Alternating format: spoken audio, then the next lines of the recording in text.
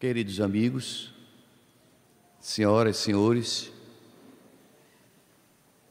é uma bênção estarmos neste planeta usufruindo daqueles pequenos incômodos, daquelas pequenas preocupações, dos contratempos do dia a dia. Como é bom ter problemas, como é bom passar por dificuldades, porque assim a gente adquire experiência e fortalece a própria alma.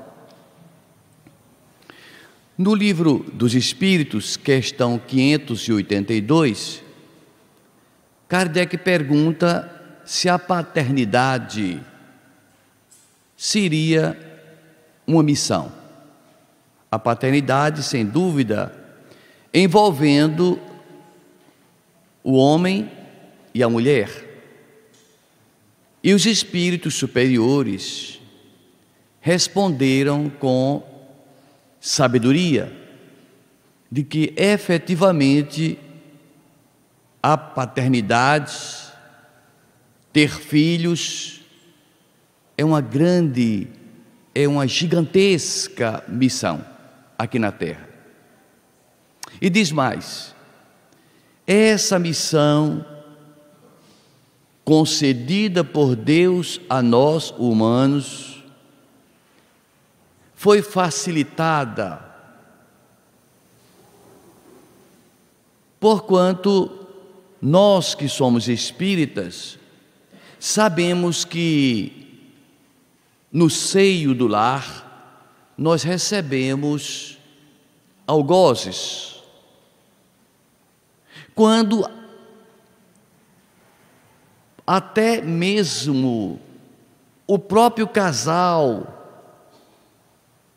trata-se, em alguns casos, de adversários que se comprometeram a viver juntos para sanarem problemas pretéritos.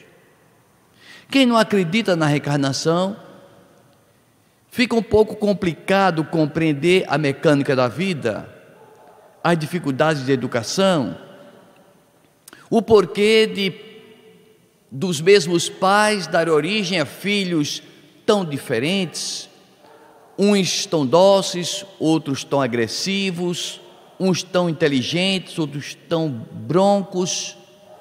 Enfim, a doutrina espírita põe luz nesse quesito da família.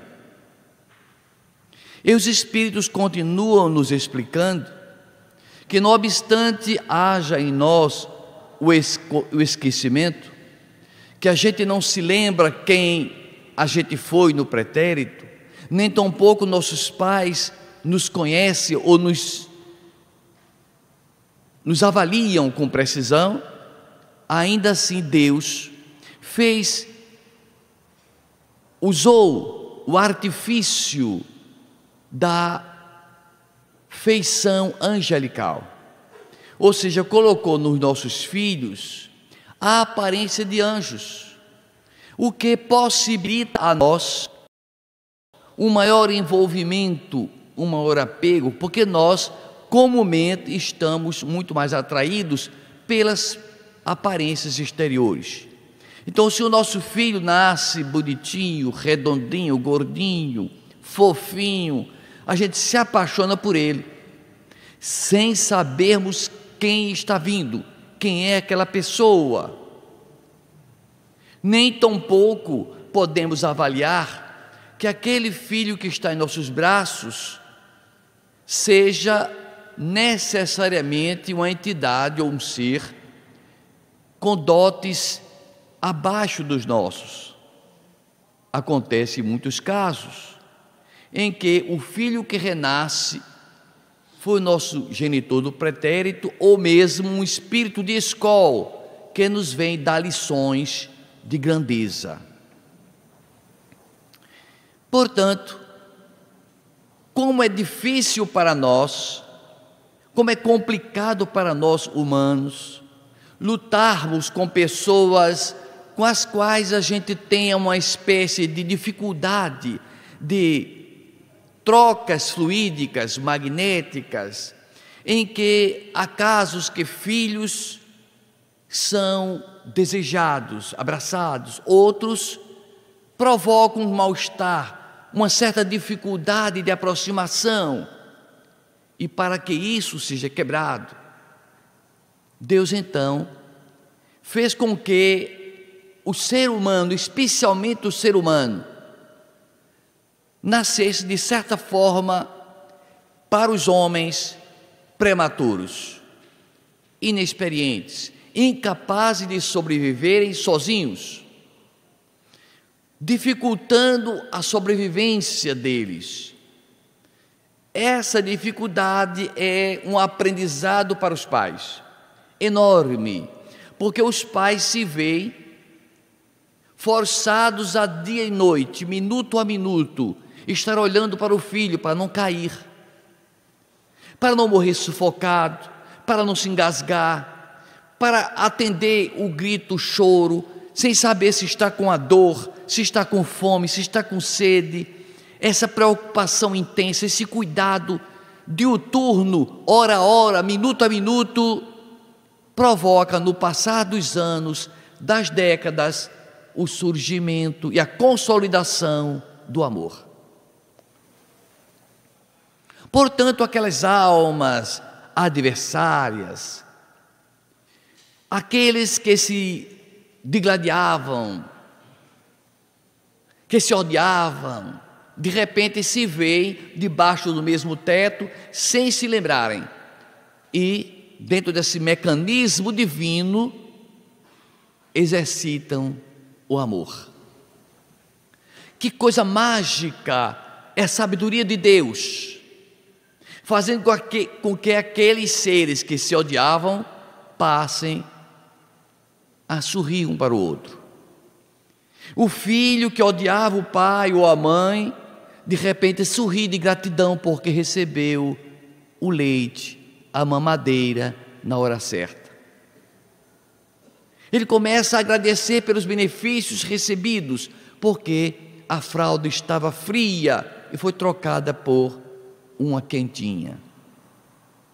Estava com medo do escuro e encontrou no aconchego do peito a segurança.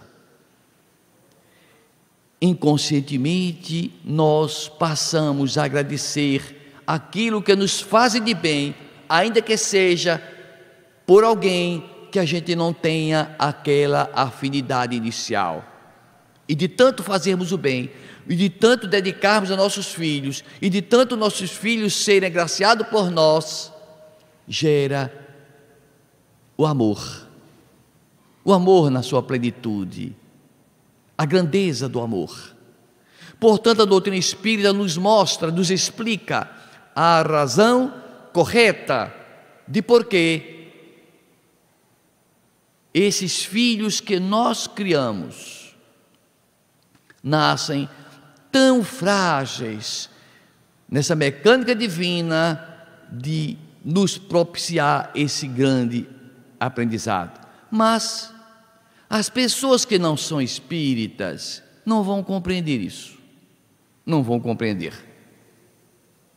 O psicanalista francês Jacques Lacan, famoso Jacques Lacan, continuador do estudo aprofundado da psique humana de Freud, ele faz uma seguinte colocação a respeito da família. A família é um mal,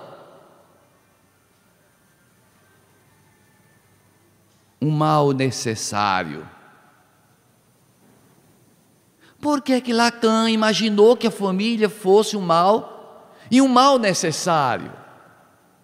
Porque ele não tinha visão espírita, evidentemente. Mas ele argumenta o seguinte: a família é um mal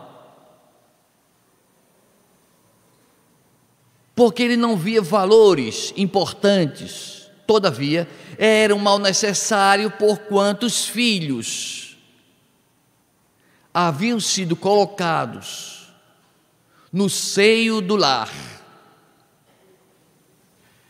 despreparados, frágeis, e isso era um mal terrível, era uma dificuldade muito grande para se lidar com esses filhotes famintos,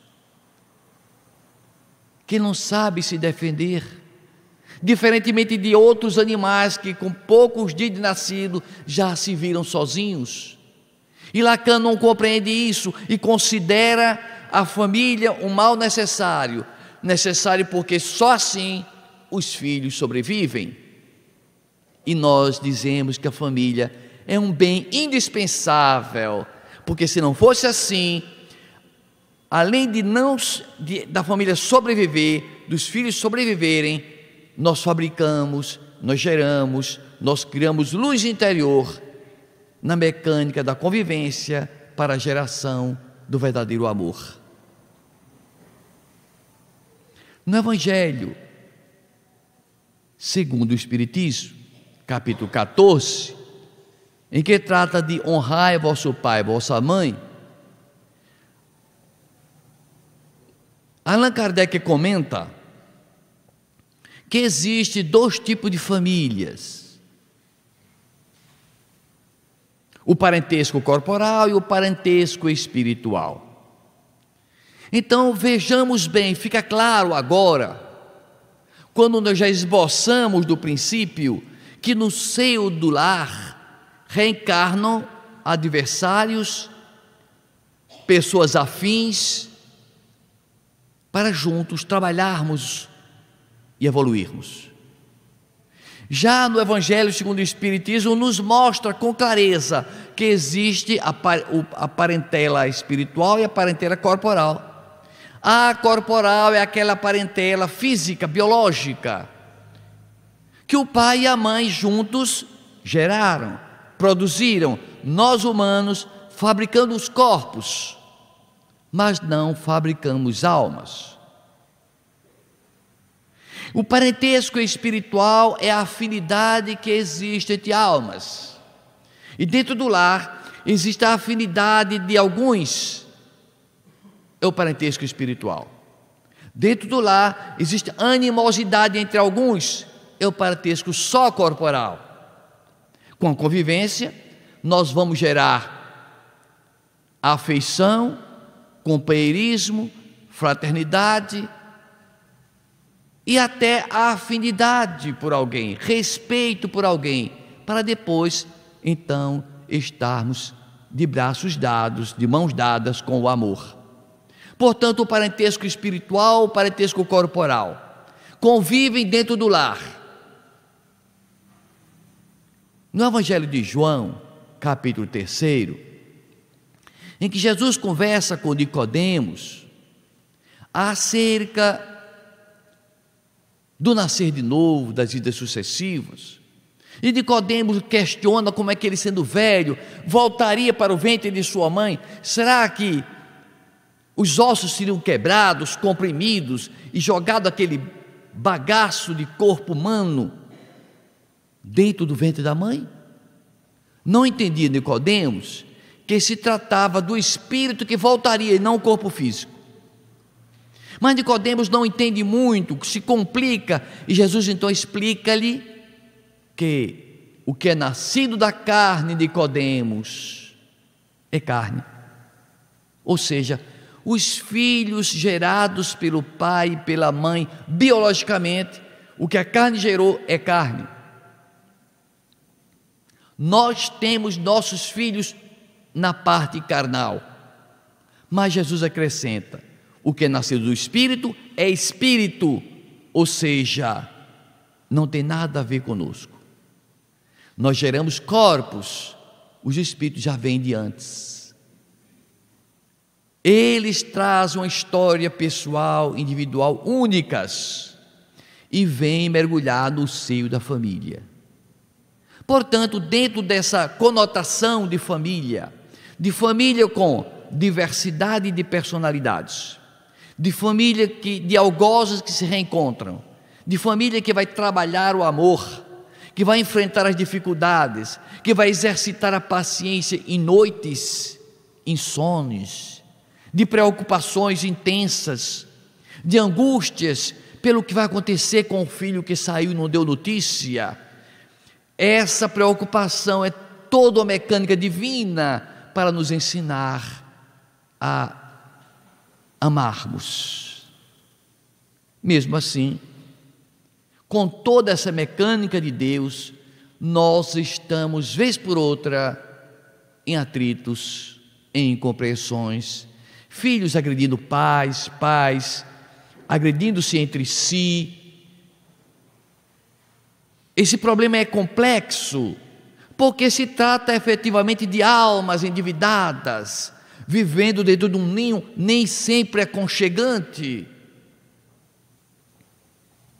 E aí, a gente pede licença para usar as palavras do Papa Francisco, a quem nós depositamos imensa confiança e respeito, admiração extraordinária por esse grande missionário que reside aqui na terra, Jorge Mário Bergoglio, Papa Francisco. Ele diz: não existe família perfeita. Isso nos deixa tranquilos. Tranquilos porque, se dissesse assim, existe família perfeita, raras são as famílias com problema, nós estaríamos entrando em parafuso. Mas não existe família perfeita. Continua ele. Não existe marido perfeito, não existe mulher perfeita, não existe casamento perfeito, não existe filhos perfeitos. Está muito claro. Ele percebeu o alcance das dificuldades de um lar. E ele continua: para que a família viva de forma saudável, se faz indispensável a exemplificação, a vivência do perdão. Mais do que nunca, nós espíritas trabalhamos nessa direção, na direção do perdão. Há 2 dias atrás, eu encontrei-me com um evangélico e ele estava me dizendo que estava muito revoltado com o tratamento dado aos empregados de uma empresa. Isso é um absurdo, eu vou reclamar, eu vou fazer acusações fortes, defendendo os pobres. Eu disse para ele: olha, faz muito bem, mas tem uma coisa, eu não perdoo. Ele disse: olha, meu irmão, não se esqueça de Jesus. Ele pediu para perdoássemos 70 vezes 7 vezes. Não, mas nesse caso eu não perdoo. Não tem caso para não perdoar. Todo caso merece ser analisado o perdão. Ah, mas esse caso é complicado. O que merece perdão mesmo são os casos complicados. Os fáceis não tem valor nenhum. Ah, eu vou perdoar a mosca que me incomodou. Não tem futuro nenhum. Mas eu perdoar uma ofensa grave à minha família, aí tem valor. Então nós precisamos compreender que o perdão é uma filosofia de vida ensinada por Jesus para ser posta em prática. E não para ser guardado no armário dentro da Bíblia, na nossa estante, de forma alguma.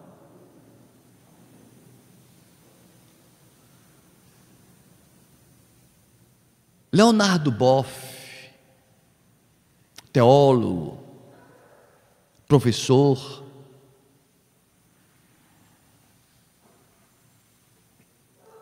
escritor, filósofo, ele faz um estudo aprofundado da família e nos mostra que a família não está se desmoronando, como muitos pretendem. A concepção da família está mudando com o tempo, está se adequando aos tempos atuais. Porque nos primórdios, a família era matriarcal, a mulher é que mandava. A mulher que mandava porque ela era a mãe, ninguém sabia quem era o pai. Isso há 30 mil anos atrás.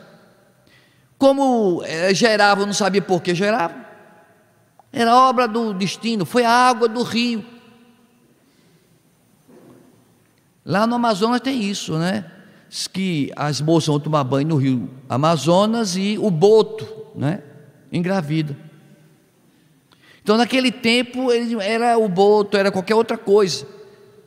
Então houve o período matriarcal que as mulheres mandavam. Depois os homens descobriram que elas geravam, mas tinha uma participação deles. Aí eles tomaram o poder. É o período patriarcal. E o homem então passou a mandar, a impor, a esmagar, a fazer da mulher, às vezes capacho, que os dias atuais cobram uma mudança absoluta de comportamento. Primeiro porque antigamente a família era mulher, homem e filhos. Hoje em dia se trata de um ambiente onde os filhos são criados com amor. Não importa se o casal é de mulheres, de homens, de homem e mulher, não importa. A família é constituída de alguém que cuida de alguém, que zela por alguém. E nessa mecânica nova, dinâmica da família, Leonardo Boff faz um estudo aprofundado da responsabilidade do homem e como o homem tem sido omisso, como o homem tem sido desleixado, porque é muito bom gerar filhos e depois, feito Pilatos, lavar as mãos, não querer cuidar dos filhos, sem saberes que Deus, sem perceberem que Deus cataloga no nosso inconsciente responsabilidades kármicas para resgatarmos no porvir. Se nós desrespeitamos as mulheres,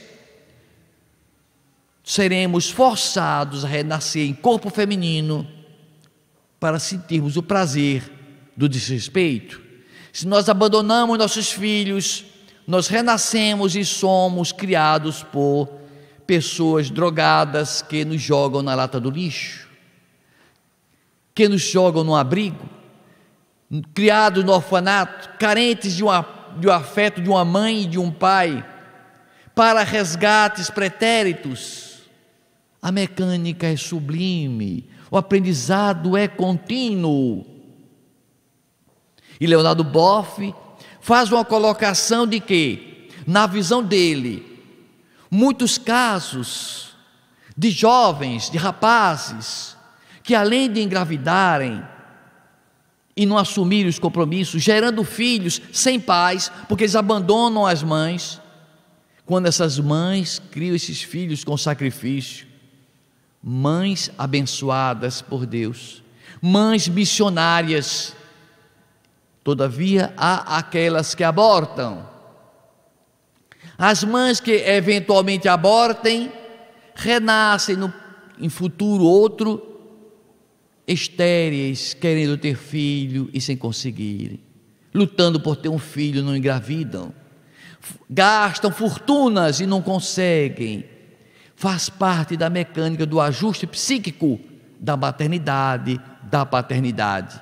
E Leonardo Boff continua no seu estudo aprofundado dizendo que aqueles filhos cujos pais estão desaparecidos, que eles não sabem quem são os pais, são criados só pelas mães, esses jovens procuram necessariamente de um padrão, de um referencial para que se guie, se oriente na própria vida.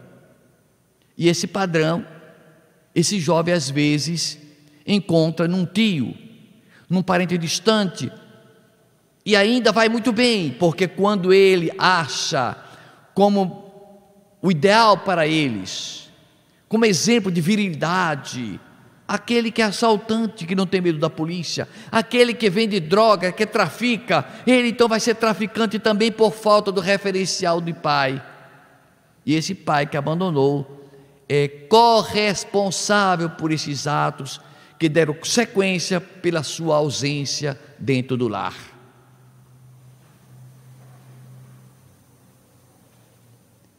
E Leonardo Boff faz uma análise aprofundada de o porquê desses jovens estão abandonando as igrejas, os templos religiosos. Diz ele que o jovem não aceita mais chegar num templo religioso, sentar-se para ouvir o sermão, afirmando que Deus tem barba, que está velhinho, sentado num trono, determinando vereditos, punindo uns, salvando outros. O jovem não aceita mais, ainda bem, porque não faz sentido um Deus infinitamente sábio, perfeito, criar filhos destinados a sofrerem eternamente.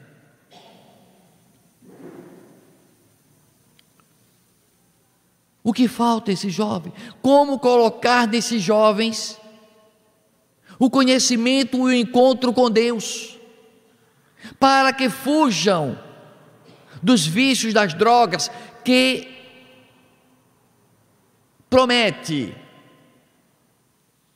belezas, viagens, delírios, fantasias, alucinações. As drogas propiciam realmente um prazer intenso naqueles que usam, mas escravizam-nas, exaurem suas forças, debilitam-nas, até jogarem-nas à sepultura. Essa busca de Deus tem que ser uma busca interior. Deus não está do lado de fora de nós. E o jovem precisa encontrar-se com esse Deus interior. No Evangelho de Lucas, capítulo 17, os fariseus perguntam a Jesus quando é chegado o reino de Deus, e Jesus explica-lhes: o reino de Deus está dentro de vós. Então esse jovem que eventualmente vai a um templo religioso e que escute essas explicações espíritas, vão perceber que precisam buscar esse Deus dentro deles, que para onde eles se esconderem ou tentarem se furtar, estarão com Deus dentro deles, e que esse Deus que está dentro deles vai lhes propiciar uma felicidade ímpar. A droga produz uma euforia passageira, desgastante, escravizante, que leva à loucura e à morte. O encontro com Deus propicia o otimismo, a coragem,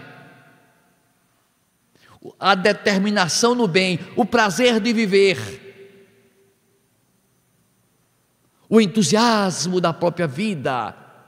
É Deus dando forças a nós. É esse Deus que é preciso ser explicado àqueles que não têm religião. É esse Deus que tem que ser entendido por nós. O reino dos céus está dentro de vós. E como se encontrar com esse Deus? Como conversar com esse Deus?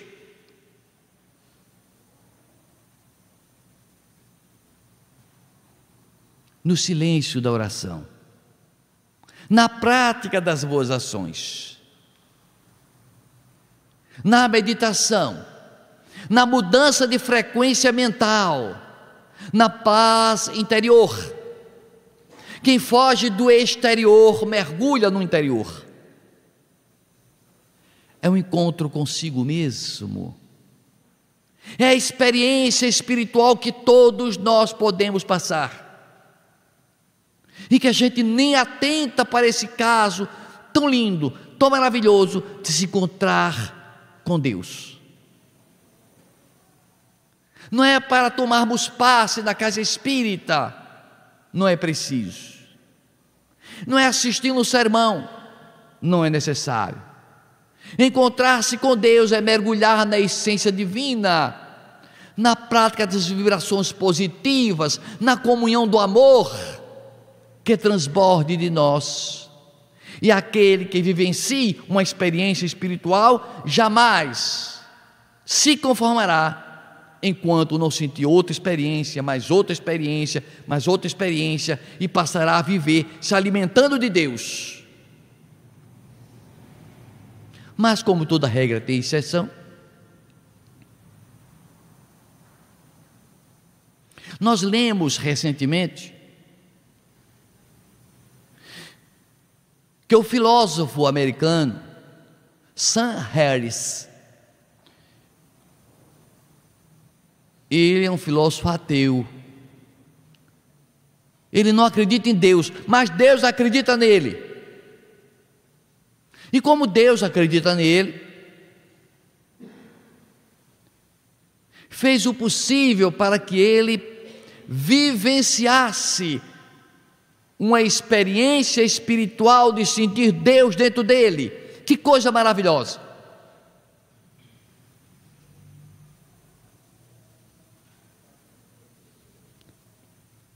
Sam Harris foi à Palestina. E lá na Palestina ele teve a oportunidade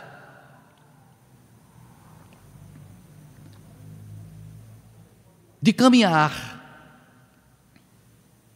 nos mesmos lugares que Jesus caminhou, de palmilhar a praia maravilhosa do Mar da Galileia,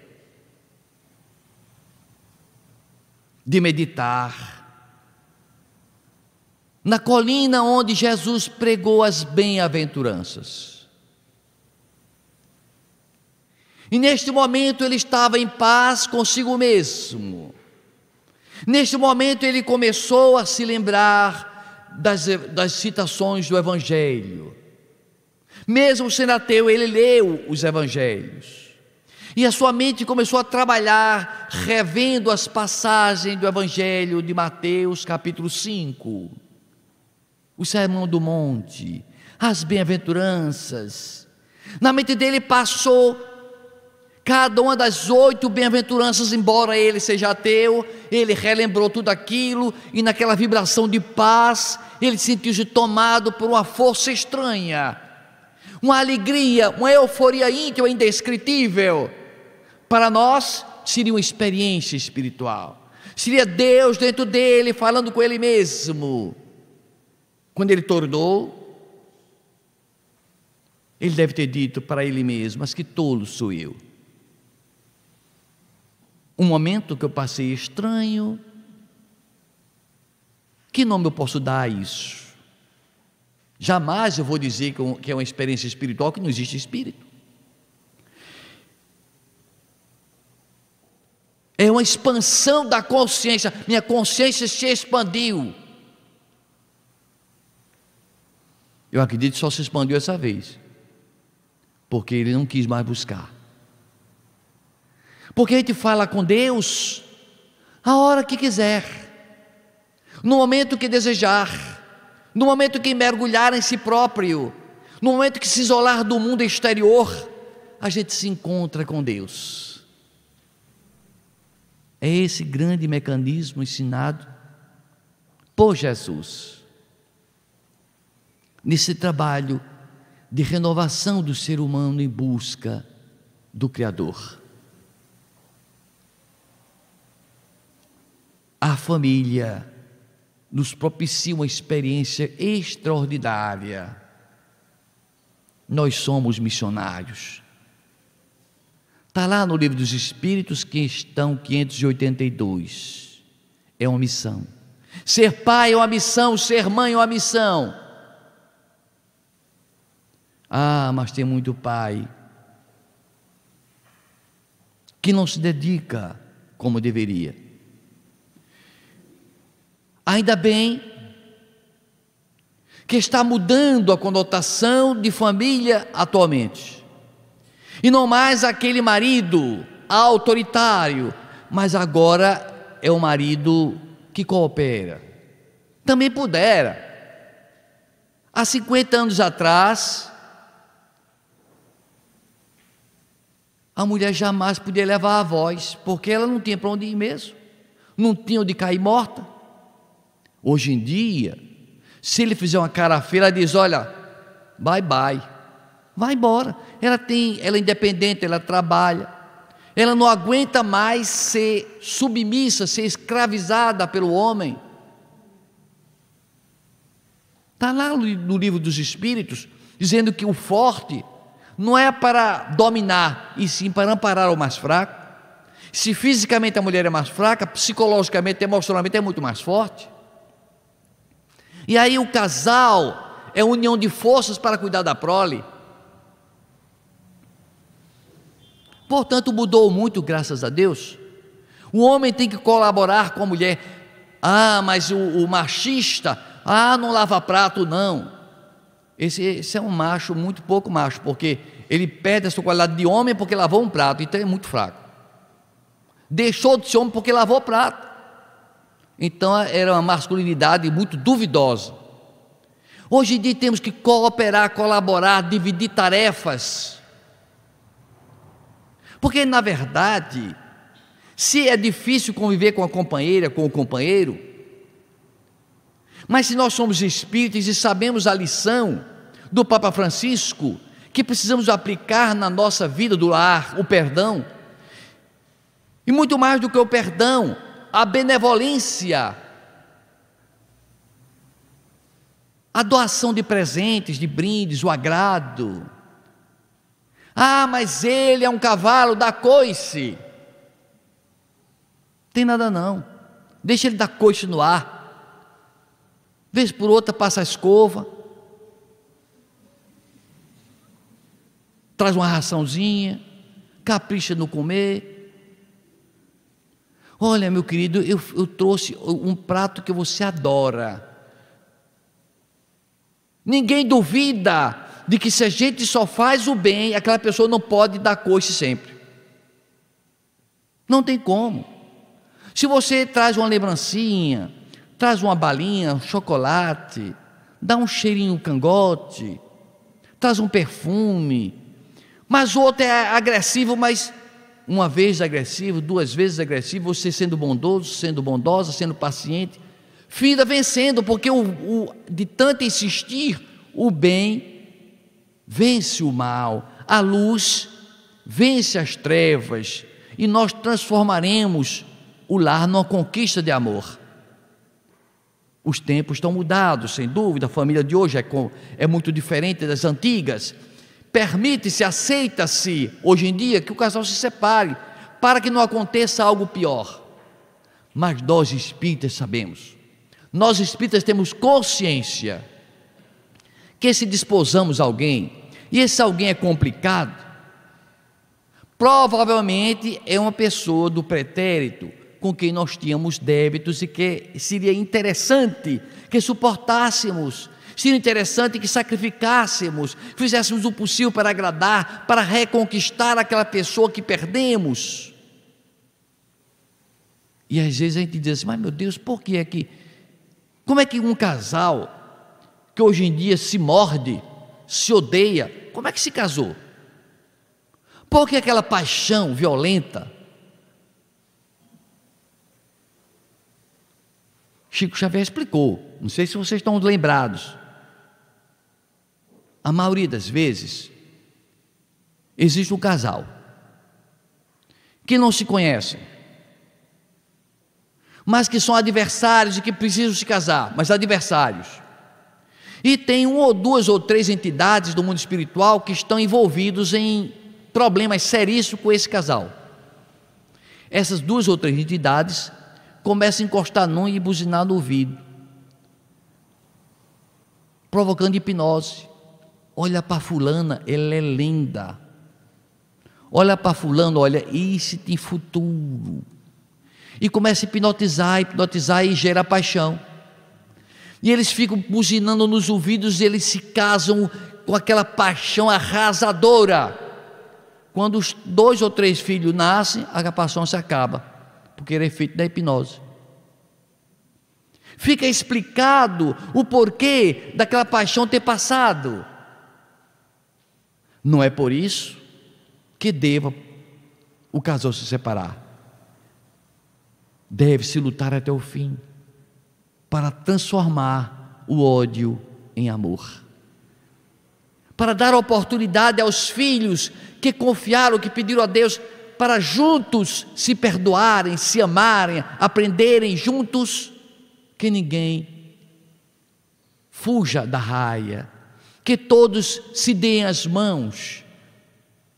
É evidente que a doutrina espírita não é contra os casos em que a violência doméstica está iminente. Então é melhor separar, ainda que depois tenha que casar de novo. Aí alguém diz, sabe uma coisa, se é de me casar de novo, eu vou enfrentar, porque é só uma vez. Então são essas coisas que a gente vai passando, vai vivendo. A vida no lar é uma, sabe, aquele aprendizado imenso. E eu me lembrando de meu pai, o meu pai, Elísio Jorge, que por sinal nós estaremos na 3ª semana de setembro lançando lá no Leopoldo Machado um livro com 3 contos que meu pai deixou. Aí meu pai gostava de ler, passava o dia em casa, lendo lá no terraço, estudando, se preparando para as palestras. E eu me lembrei de mim mesmo, né, que eu fico lendo muito. E minha mãe com 6 filhos, quando um começa a gritar, o outro parece que entra em harmonia, começa a gritar também, e daqui a pouco está aquele coral de menino gritando. Aí ela cozinhando alguma coisa, Elísio, gritava para o pai, olha o menino gritando, se for já, Elísio, eu não aguento mais, depois eu vou, Elísio, eu vou ficar louca. Aí ele respondia para lá, deixa ele gritar, fortalece o pulmão, fortalece o pulmão. Se fosse assim eu não tinha falta de ar, não tinha asma, e eu acho que eu gritei muito. É preciso esse companheiro, está certo que é importante ler, mas é preciso cooperar com a esposa, cooperar com o marido. A gente tem que trabalhar para que o lar seja um lugar super agradável, agradabilíssimo, para todos conviverem naquele ambiente gostoso, de harmonia, de amor.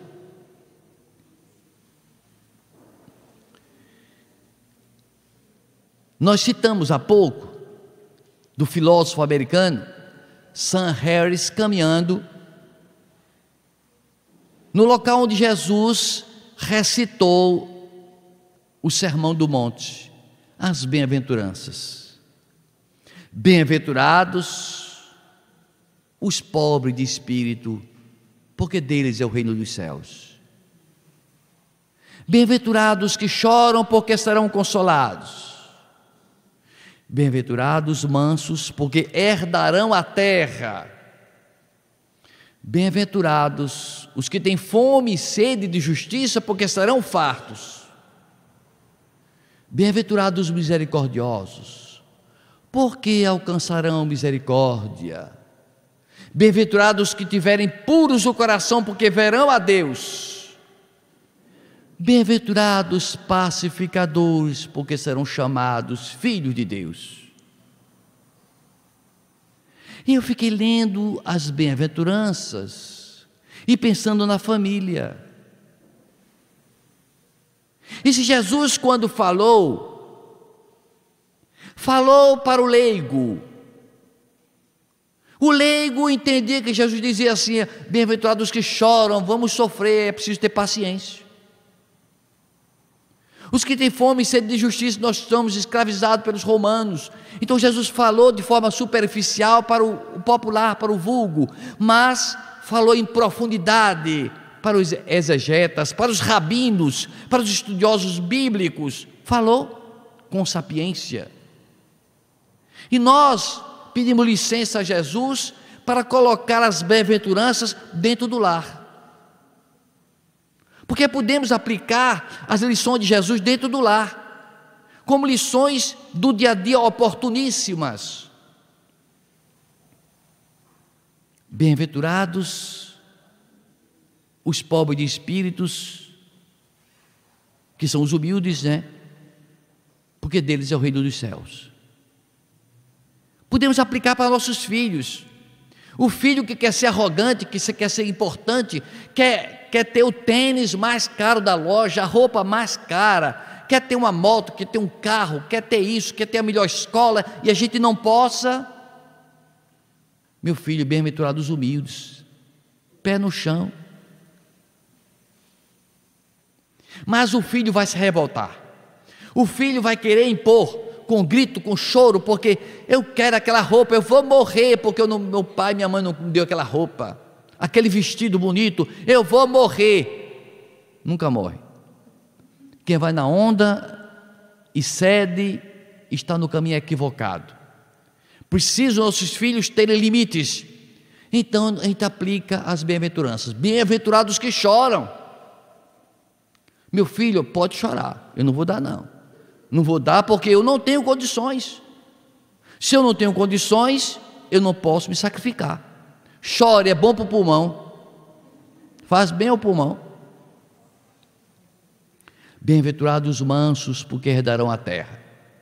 Quantos pais, ao ver o filho chegar com uma roncha no rosto, ou no braço, ou na perna, que foi, meu filho? Foi o coleguinha que bateu em mim. O quê?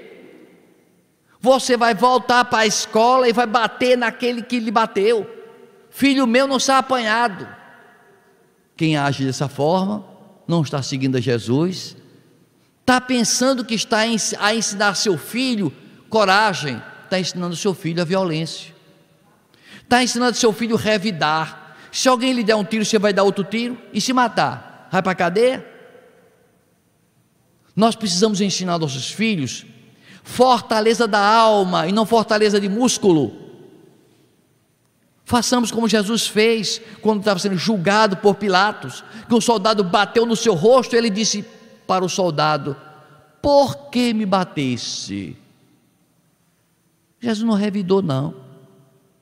Quando nós tivermos coragem de enfrentar aquele agressor e dizer: por que você está me agredindo? Está com inveja de mim? Em que posso lhe servir?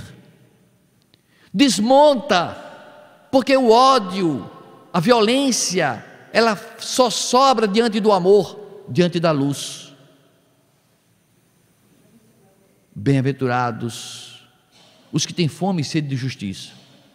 Quantos filhos não acham que estão injustiçados por Deus, porque eu nasci com cabelo caracolado? Engraçado, quem tem cabelo liso vai para o salão de beleza fazer encaracolado. Quem tem cabelo encaracolado vai para o cabeleireiro espichar o cabelo. Ninguém está conformado do jeito que nasceu. Os que têm fome e sede de justiça, porque nasceram troncho, cego, vesgo, com algum problema físico feio, que puxa para uma perna, não importa, nós espíritas sabemos, nós estamos resgatando contas, e se não tem jeito é suportar com resignação. São bem-aventurados que sofrem, porque a justiça está se fazendo. Bem-aventurados os misericordiosos. Se o colega lhe agrediu, se alguém lhe falou com forma indesejável, seja misericordioso, desculpe, perdoe. Bem-aventurados puros de coração. Ensinemos nossos filhos a orarem quando estão dormindo, quando vão dormir, a orarem quando estão se alimentando na hora do almoço, agradecerem a Deus a bênção da vida.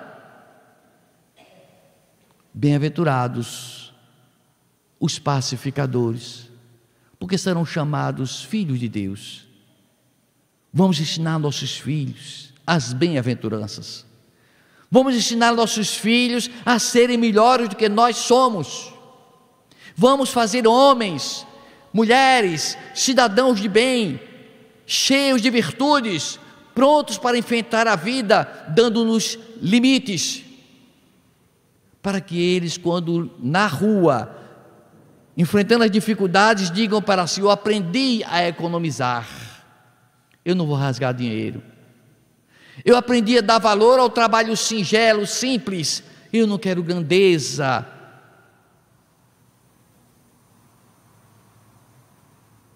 Deus, nosso Pai, Criador dos céus e da terra, juntou-nos para vivermos em sociedade, e dentro da sociedade fez o núcleo, a célula máter da família, onde nós vamos exercitar o amor para conversarmos com Deus. Não vamos procurá-lo mais nas montanhas, nos rios, nas cachoeiras, mas vamos mergulhar dentro de nós e falar com Deus cá dentro e sentir a emoção de uma paz inenarrável, indescritível, e nós aprenderemos a viver o amor a cada instante, exercitando a caridade, a fraternidade, a troca de energias positivas entre as criaturas. E quando isso acontecer, o nosso anjo da guarda terá vivência cotidiana conosco, e nós estaremos abrindo as portas para Jesus entrar. Está lá em Apocalipse capítulo 3, eis de Jesus que estou à porta e bato, aquele que abrir, eu entro e ceio com ele. Que Jesus nos abençoe hoje e sempre.